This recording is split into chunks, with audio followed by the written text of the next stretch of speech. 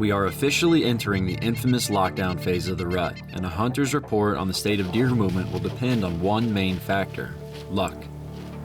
Clocking the hours and pinch points as close to doe bedding areas as possible has been a popular play, and judging by episode 14's action, it's for good reason.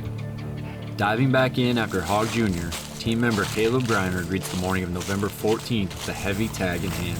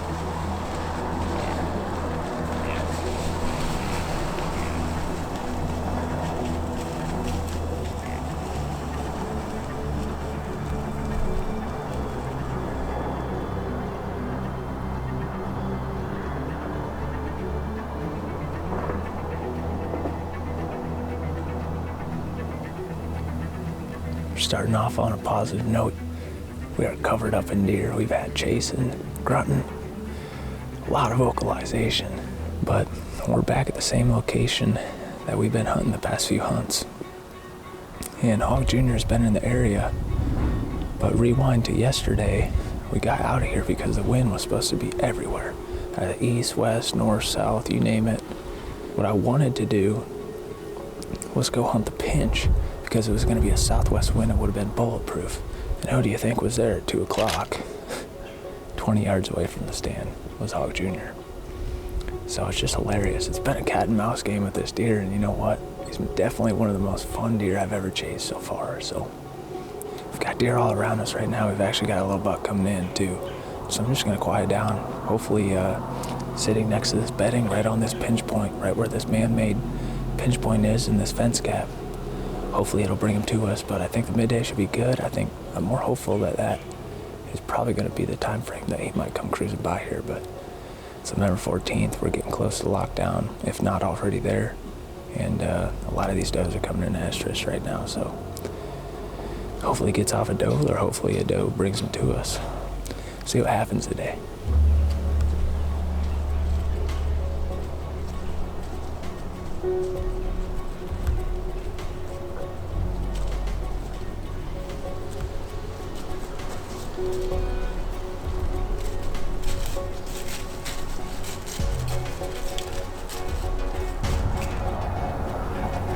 Definitely mature. Yeah, that's good.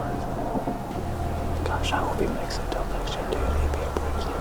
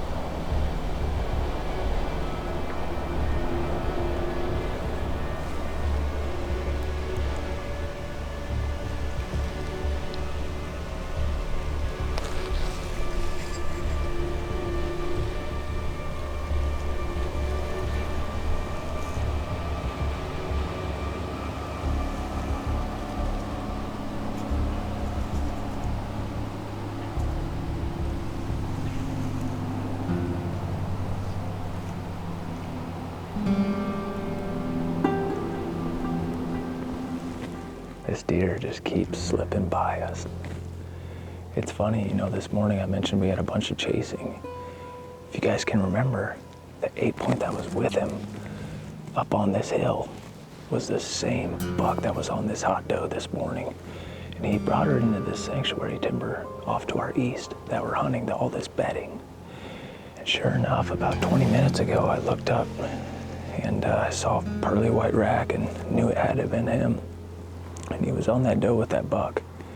I assume he probably stole that doe from him. And as soon as they hit this green trail that he was on the other day, I thought they were gonna come right down to us and present an opportunity, but that doe took him straight into the bedding. And it looks like they're all the way on the east side of it. So the chase continues, but it's just nice to see him. It's nice to know that he's on a doe, but hopefully this doe brings him back to us and presents an opportunity, like I said.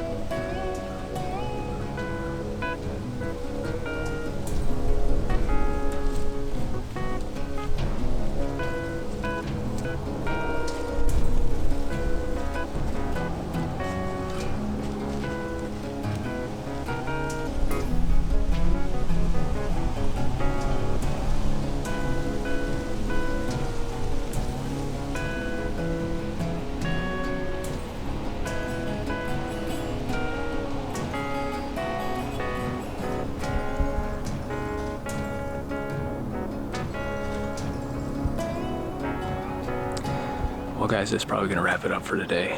Overall, really good sit. Good conditions, just a beautiful day overall. I was reviewing footage from the hunt so far and just looking at Hog Jr. and I noticed that he has what looks like a wound or some kind of bullet hole or puncture. Maybe he got gored by a buck. I was kind of wondering if that might play into how his demeanor's been so far when I've been calling at him.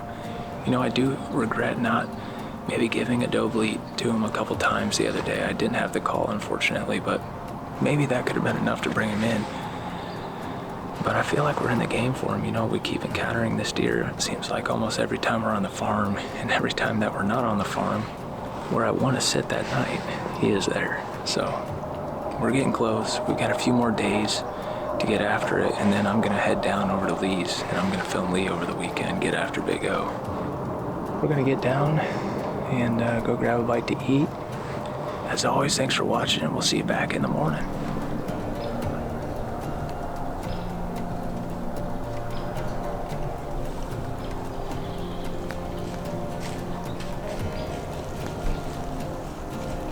To end the day, yet another cruising buck makes his way through, capping off one of Kaleb's best rut hunts ever.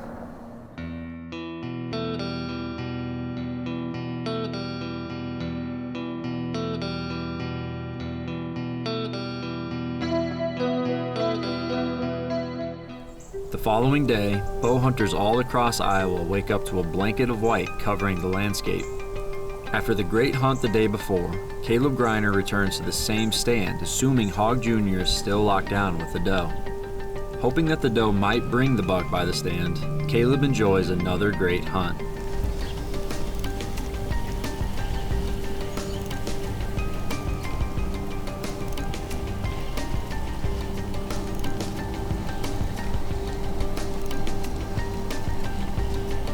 Only Guards makes his way by, and with the wind switch forecasted, Kaleb climbs out of his stand, ending the hunt on November 15th. The following day, November 16th, finds Mike Reed back on the river farm, making his final hunt before leaving for his upcoming elk adventure.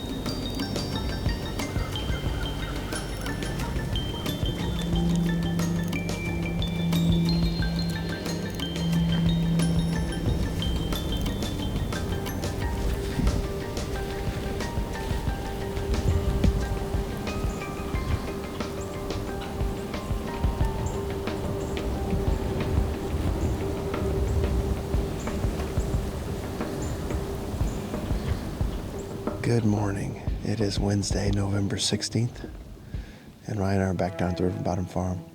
As you can see, it's snowing. It's been snowing all morning. We're back on the central timber. I've moved about 120 yards or so from that beaver pond set where we've been hunting, and the last 2 times we've had encounters with Kelce. This is actually right about where he came through last time. Cut around this corner, came through the slough, and was walking straight up to us. And so with the straight west, we're better off just coming on this side of things and hunting this pattern. There's been a lot of deer that have crossed the slough right here, so hopefully Kelce does the same thing. I am continuing to get some pictures of him, not very many, but he's in that same area on the south edge of the farm, so we'll see. Hopefully he's still looking for a doe. That seems unlikely, so the other alternative is that his doe comes back into the central timber to bed and drags him by us. But we've had pretty good activity. It's a lot of fun to hunt in the snow. It's pretty cold. Real feel of about 18 degrees. It's kind of a mess getting this set in the tree this morning. You know, we got in here nice and early and everything was frozen and full of snow. So it took us a little while to get set up, but we still managed to get set up before daylight. I'm going to sit back and enjoy the morning, and hopefully Kelce shows up.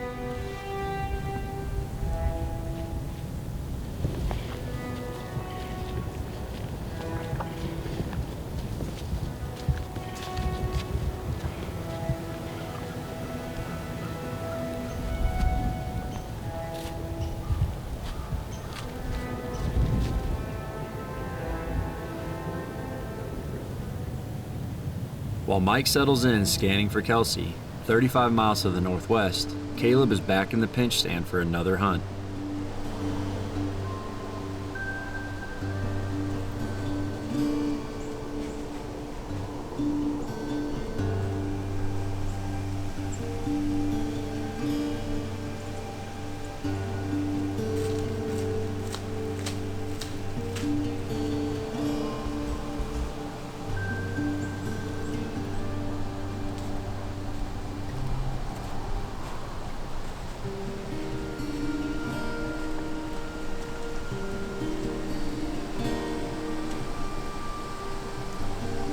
Welcome back to the pinch, boys. It's Wednesday, November 16th. So far, we're starting off strong.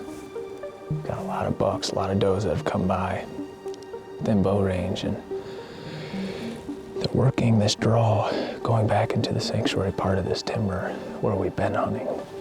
We could have a chance on them today.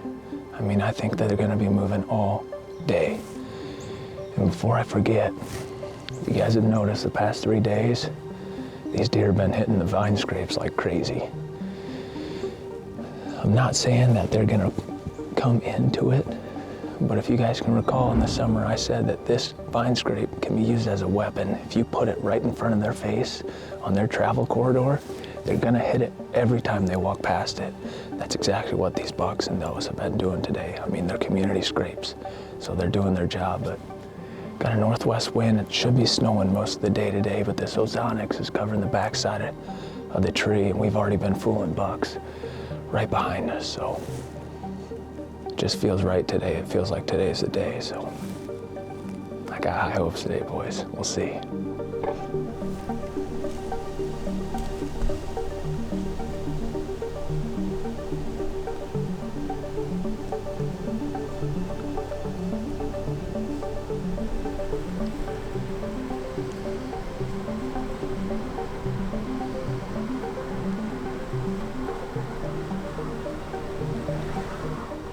Kaleb tucks in watching deer filter through, back on the river farm, Mike is also enjoying good deer movement.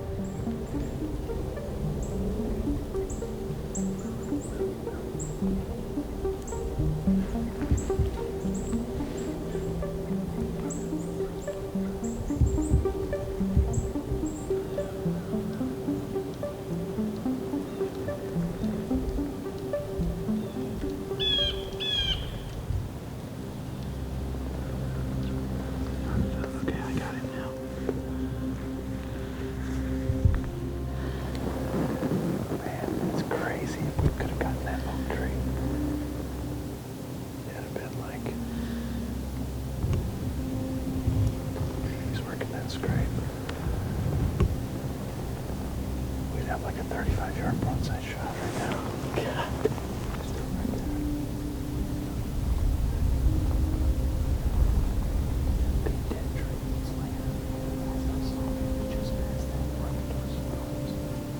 Hopefully their background set doesn't bother them.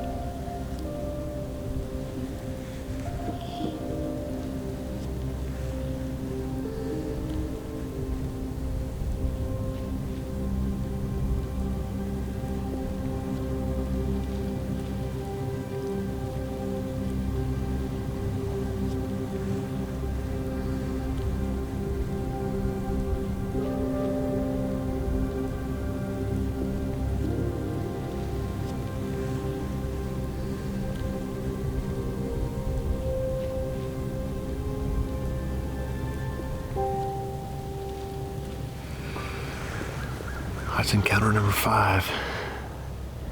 I spotted that doe crossing the slough and getting on that lane that our other stand's on. And then I could see him back behind her in the slough. And like I mentioned earlier, the pattern has been they walk up this little ditch and they cross right here. So I thought for a second, man, we're gonna have them work right in.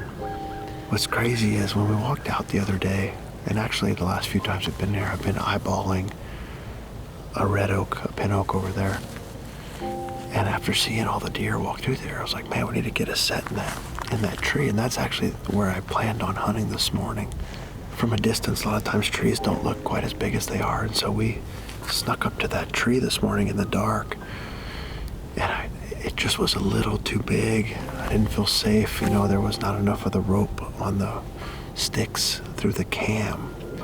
They walked to the base of that tree.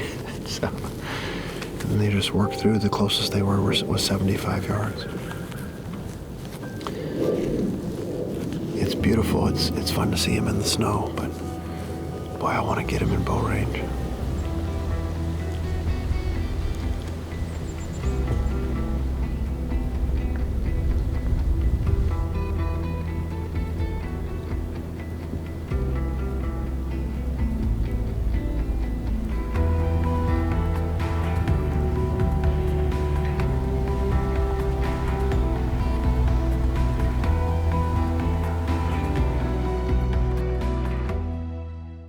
November 16th produced great hunts for both Mike and Kaleb, but neither were presented with a bow shot opportunity. The following morning, Kaleb hits the woods with a high level of anticipation. With the timer hitting 72 hours since Hog Jr. was spotted locked down with his doe, Kaleb hopes the buck is finally alone out searching.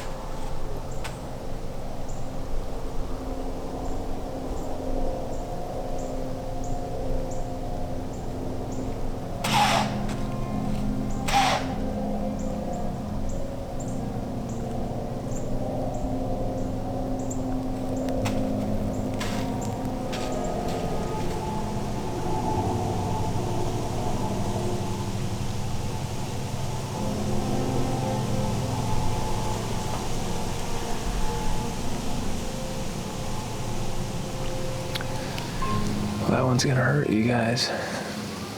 Jacob and I have been hunting so hard, putting all these all-day sits, all-nighters. I mean, multiple days of 2 hours of sleep, 1 hour of sleep.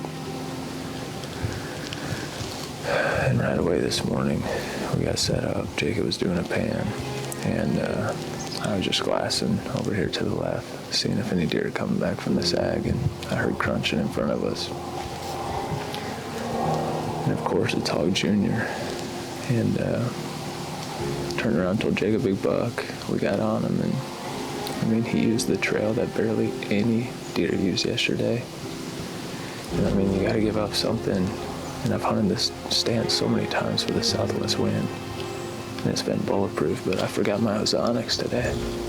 I mean, I didn't put it in my bag when I left the house this morning, and he got our wind and made his way back towards this corn.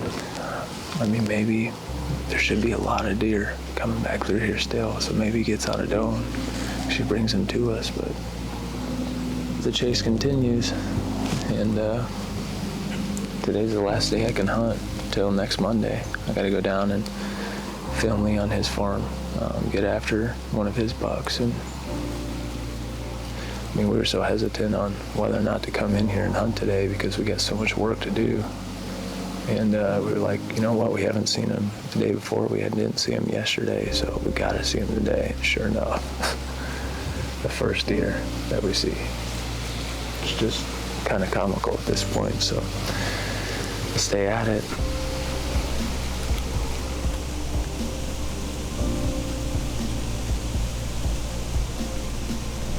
With a short trip scheduled to southern Iowa to film Lee Abraham and plenty of good days ahead, Kaleb Greiner has time to decide on his next move for Hog Jr.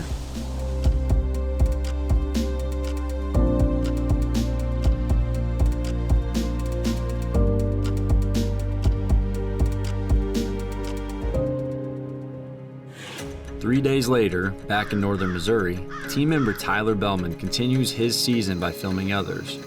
After tagging out back in late September on the monarch known as Crab King, the epic season didn't stop there. Trading in the bow for the camera, Tyler accompanied Justin Lubrecht on another great hunt, and now he's trying to do it again. This time, he's heading out to hunt with brother-in-law Jimmy Manaska, who's trying to tag his second deer ever with a bow. Well, before I hit the road here to go meet Jimmy, I better give him a call. Just make sure he's ready to go. Hey, man. What's going on? Just getting ready. You ready? Yeah, I was just making sure you weren't taking a nap and gonna miss it or something.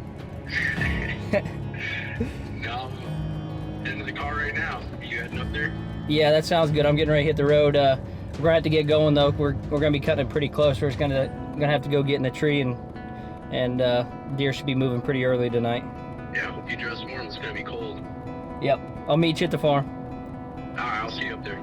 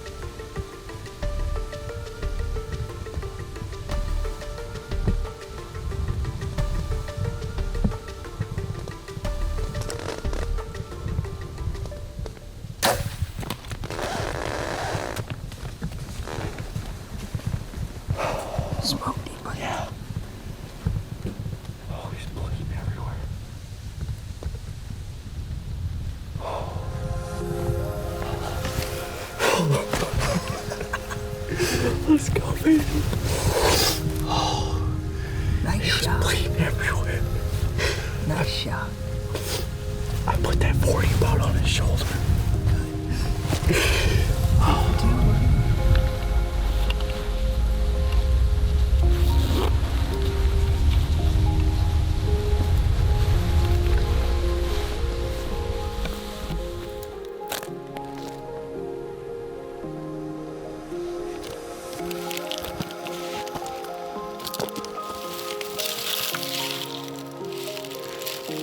There he is.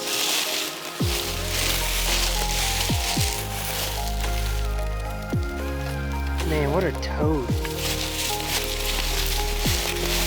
It's the evening of November the 19th, and as you can tell, Jimmy had a little bit of luck again. Seems like a few short months ago we were sitting behind a different deer, and that happened to be Jimmy's first buck, and this is Jimmy's third sit, Jimmy's second buck. So we went into the farm tonight with this buck in mind. Justin and I have had several pictures of this deer the last couple years, and he just seemed like a bully buck, you know, not a whole lot of potential, and obviously had some luck on our side. We seen a boatload of deer tonight. The conditions were perfect, very cold, and so much fun to come out here to the farm and get to share these moments with Jimmy. I think he's hooked even more than what he was last year. He had a tremendous hunt to start out his career, and then follows it up with another quick hunt. So I guess we're just got to keep doing this. So. Oh yeah, couldn't be more excited. I mean, I came up here with no intention of even shooting a buck. Just wanted to do some doe hunting, fill the freezer with some meat, and Tyler mentioned, you know, this was on their radar. They wanted to shoot if we could get them in range, and I couldn't be more happy to have them sitting here in front of us now, and just appreciate you sharing your passion with me. Yeah, man, I wouldn't change it for anything. Congratulations on another good buck, Jimmy. Thank you.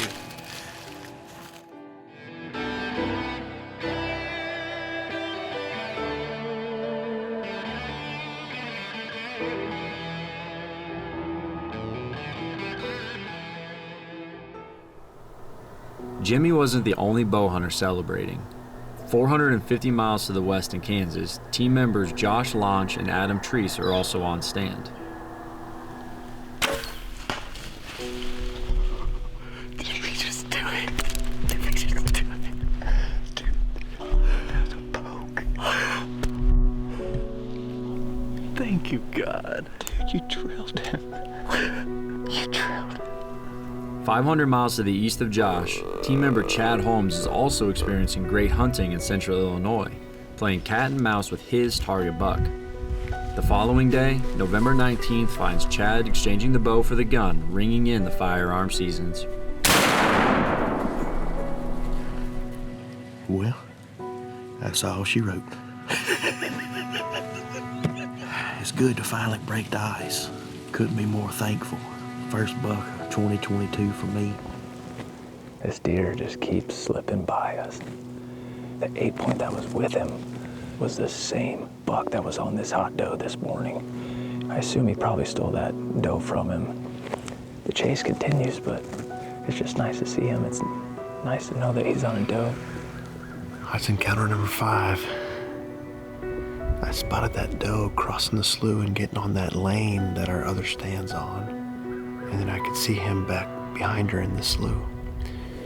It's beautiful. It's fun to see him in the snow, but boy, I want to get him in bow range. Couldn't be more excited. I mean, I came up here with no intention of even shooting a buck. I couldn't be more happy to have him sitting here in front of us now, and just appreciate you sharing your passion with me. Yeah, man, I wouldn't change it for anything.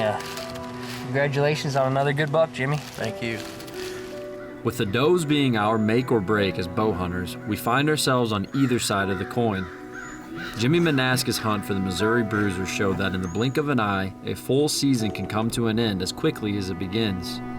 On the opposite side is Kaleb Greiner, who despite all efforts can't seem to catch a break in his quest for the pearly antlered monarch he's staked his entire season on. And Mike Reed finds himself somewhere in the middle, torn between going on an elk trip of a lifetime and leaving behind his daylight walking nemesis, Kelce. The good news is we are finally approaching the downhill slide of the lockdown period, and with this comes the opportunity to catch a mature buck alone, if only for a day. With only 10 sunrises between us and the end of the month, the time to get aggressive is now. Maintaining laser focus and paying attention to the details will be the difference maker as we continue to make each hunt count, chasing November